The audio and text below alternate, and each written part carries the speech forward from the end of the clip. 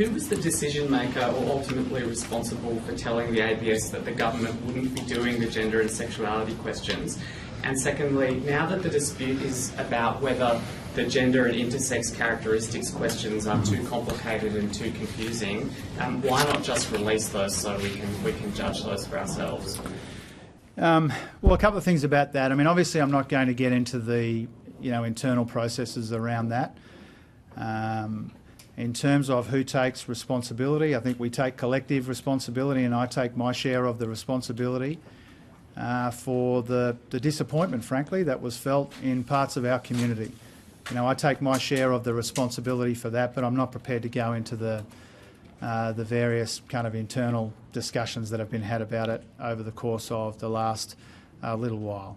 The census is in 2026. We know that we need to do the work in advance.